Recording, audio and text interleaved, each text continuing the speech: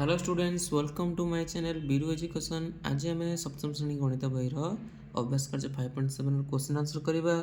एक number question देखिए त्रिभुजर तीन टा ये बाहु आमको दत्ता अच्छी पचार से त्रिभुजर परिसीमा काढ़। नॉर्मली तो ये कौ त्रिभुज आम जानू मान को देखने जापर कौ त्रिभुज कौन। फिर भी जदि आमर समबाहु त्रिभुज था तीन गुणन बाहु पकई था फर्मूला, किंतु जेहेतु यहाँ गोटे समबाहु त्रिभुजर बाहुर परिमाण सब देना, तेणु आम परिसीमा फर्मूला केमी जाना कौन करवा ना नॉर्मली परिसीमा कहले आम कौन बुझु ना ये त्रिभुज कथा कही। परिसीमा मीन आम जो यही पार्श्व जो तीन पार्श्व को आम बुझुचु। तुम वर्ग चित्र नि आई चित्र नि जहाँ भी नि परिसीमा मीनस हूँ तार चारि पाख को बुझाए। जो बाहु मान मान देती मिसेदेले आमर आंसर बाहर पड़ो। बास एम किसी स्पेसिफिक फर्मूला अच्छी आ त्रिभुज मानकर किछिटा अच्छी किछिटार ना ये से आई। आम कौन करवा ना नॉर्मली तीन टाक मिसेदेले आम त्रिभुजर परिसीमा बाहर पड़ो।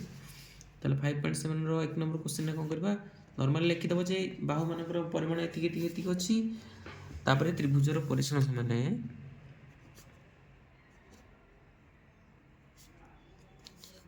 2/1/3 गोटे अच्छी 3/1/2 गोटे प्लस 4/2/5 गोटे अच्छी।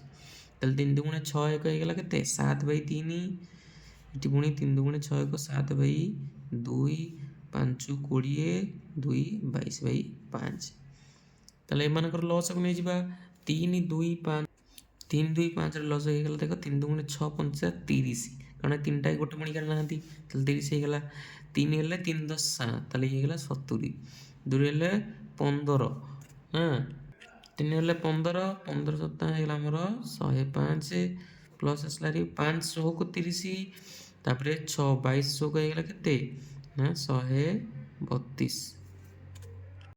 ताहले मिसई देवा तीन टाक ताहले केते आमर 5 2 होगा 7 तापर रहा 3 7 10 रहा 1 1 1 2 1 3 ताहले 307 बै केते होगा ना 30 एतिकी सेंटीमीटर होची हमर कोन त्रिभुजर परिसीमा 307/30।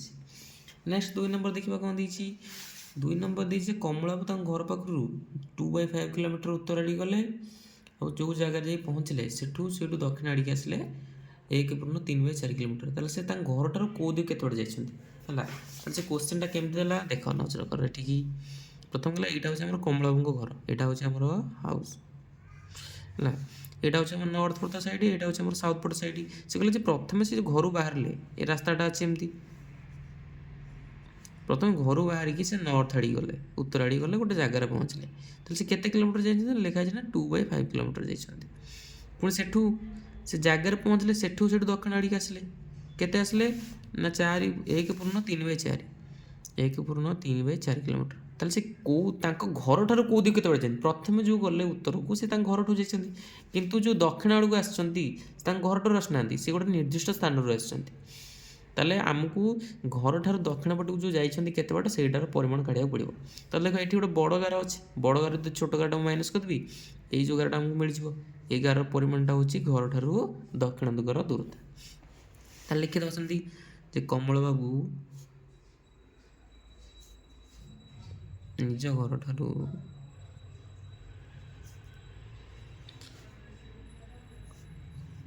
उत्तर दिग को जाइछन्ती समान 2/5 किलोमीटर।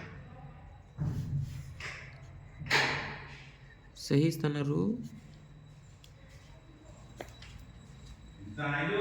दक्षिण दिग को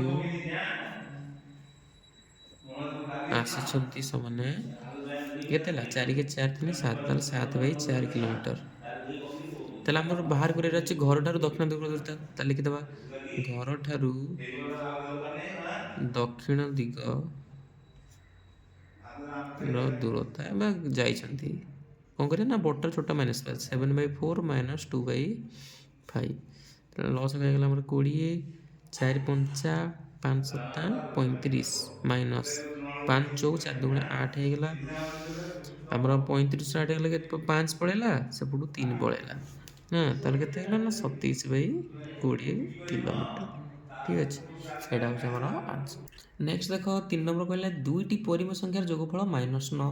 ठीक अच्छे ताहले दुईटा परिमेय संख्या अच्छी ଦୁଇଟା ଆମର ପରିମ ସଂଖ୍ୟା ଅଛି ସେ ଦୁଇଟା ଏକରେ ଯୋଗଫଳ ହେଉଛି କେତେ ନା -9 ତା ଦେହରୁ ଗୋଟେ ଦେଇଦେଇଛି 15/8 15/8 ହେଲେ ଅନ୍ୟଟି କେତେ ପଚାରିଛି ଅନ୍ୟଟି କେତେ ମନେକର ଅନ୍ୟଟି କେତେ ନେଇଯାଅ x ନେଇଯାଅ ଲେଖିବ ଯେ ଦୁଇଟି ପରିମ ସଂଖ୍ୟାର ଯୋଗଫଳ ହେଉଛି -9 ପ୍ରଥମ ପଏଣ୍ଟ ଲେଖିଦେବ ସେଥିମଧ୍ୟରୁ ଗୋଟେ ସଂଖ୍ୟା ହେଉଛି ଆମର 15/8 ମନେକର ଅନ୍ୟ ସଂଖ୍ୟାଟି କେତେ ହଉ x ହଉ ତାପରେ ପ୍ରଶ୍ନ ଅନୁସାରେ ଏଇଟା ଲେଖିଦେଇକି ତାପରେ କାଢ଼ିବ ଦେଖ x ସହିତ ଏଇଟା କ'ଣ ହେଇକି ଅଛି ମିଶେଇକି ସେପଟେ କ'ଣ ହେଇଯିବ ମାଇନସ୍ ହେଇଯିବ ଦ୍ୟାଟ୍ ଇମ୍ପ୍ଲାଇଜ୍ ଦ୍ୟାଟ୍ x ସମାନ ହେଇଯିବ -9 -15 ହେଇଯିବ 8 ଲସ୍ ଆଗ ନେଇଯିବା 8 9 ହେଇଗଲା 72 -72 ଏପଟେ ରହିଲା -15 ଯୋଉଟା ଏକରେ -3 ମିଶିବା କିନ୍ତୁ ଆନ୍ସର ସର୍ବଦା ମାଇନସ୍ରେ ଆସିବ 5 2 ହେଇଗଲା 7 7 1 8 ତାହେଲେ -87/8 ତାହେଲେ ଅନ୍ୟ ସଂଖ୍ୟାଟି କେତେ ବାହାରିଲା ନା -87/8 ଯୋଉଟା ହେଉଛି x ର ମାନ।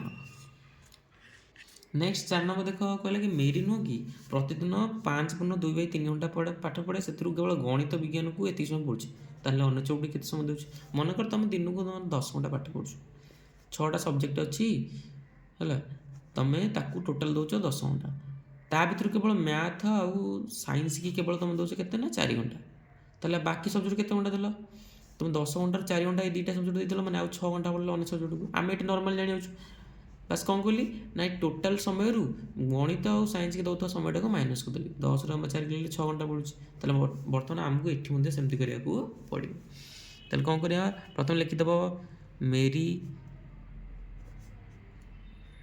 प्रतिदिन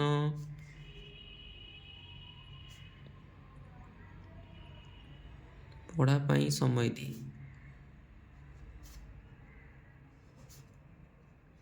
केते ना 5/2/3 5 तारिख 15 2 17/3 घंटा समय दिए से गणित और विज्ञान को समय दिए से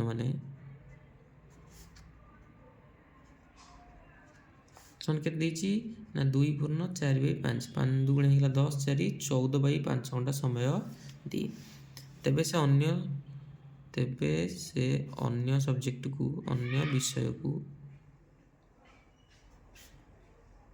समय देव समाने करिया ना टोटाल मोट समय रू एटा को माइनस कर देबा ताले 17/3 माइनस 14/5 लॉस हो गला हमर केते 5 तारिख हो गला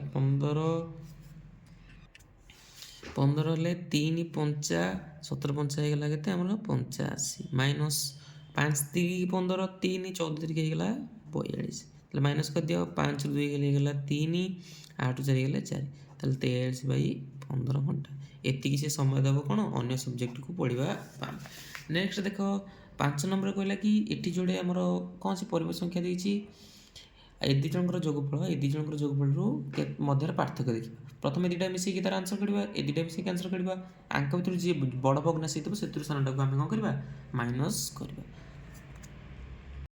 तो देख मुझे अलरेडी कौन कर प्रथम दुटा परिमेय संख्यार जोगफल काढ़ी जार जोगफल हूँ 97/6 तापर द्वितीय दुईटी परिमेय संख्यार जोगफल मुझे काढ़ी 281/15 तो ता मध्य पार्थक्य काढ़ा मुझे कौन कर माइनस कर माइनस कले आम आंसर है 77/30 ठीक अच्छे एवं नेक्स्ट क्वेश्चन देख 6 नंबर में कहला जे गोटे वर्गकृति प्रड़ियार बाहुर दैर्घ्य हूँ 5/3/4 मीटर ताल तार परिसीमा काढ़ क्षेत्रफल काढ़ आ पड़िया चारिपटे बाड़ देवाक 8 मीटर हिसाब से केटे टଙ୍କା मोट खर्च हम देखा गोटे वर्गचित्र अच्छी